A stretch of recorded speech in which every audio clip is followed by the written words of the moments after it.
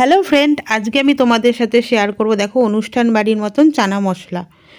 অনুষ্ঠান বাড়ির মতন চানা মশলা করার জন্য আমি চানাগুলোকে ওভারনাইট ভিজিয়ে রেখেছিলাম, মানে সারা রাত ভিজিয়ে রাখবে। এবার চানাগুলোকে লবণ দিয়ে 1 সিটি দিয়ে নেবে। আর এদিকে কড়াইতে সরষের তেল দিয়ে নিচ্ছি। সরষের তেল দিয়েছি 3 চামচ। এবার ফোড়নে আমি ইউজ করছি গোটা গরম মশলা, তেজপাতা,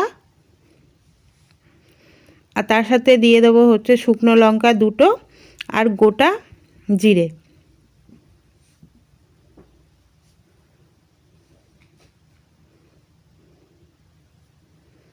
ফোড়নটা যেই রেডি হয়ে যাবে, এবার এর মধ্যে আমি অ্যাড করে দিচ্ছি পেঁয়াজ বাটা। পেঁয়াজ বাটা দিয়েছি বড় 3 চামচ।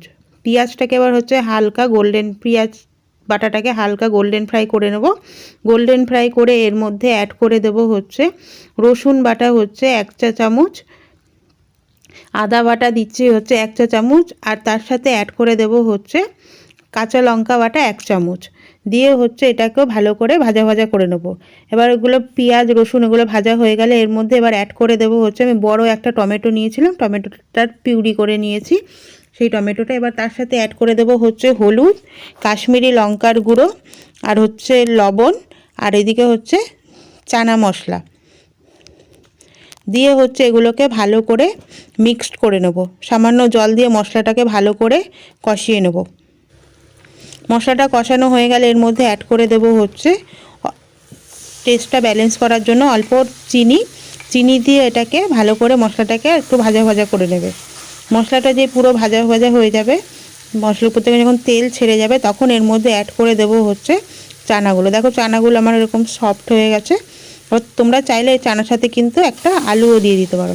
এবার এই চানাগুলোকে দিয়ে এটাকে ভালো করে ফুটতে দেবো।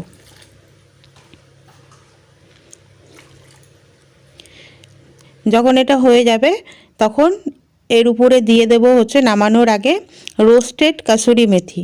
রোস্টেড কাসুরি মেথি দিয়ে এটাকে ভালো করে মিক্সড করে নাও। মিক্সড করে নিলেই রেডি হয়ে যাবে আমাদের অনুষ্ঠান বাড়ির মতন চানা মশলা।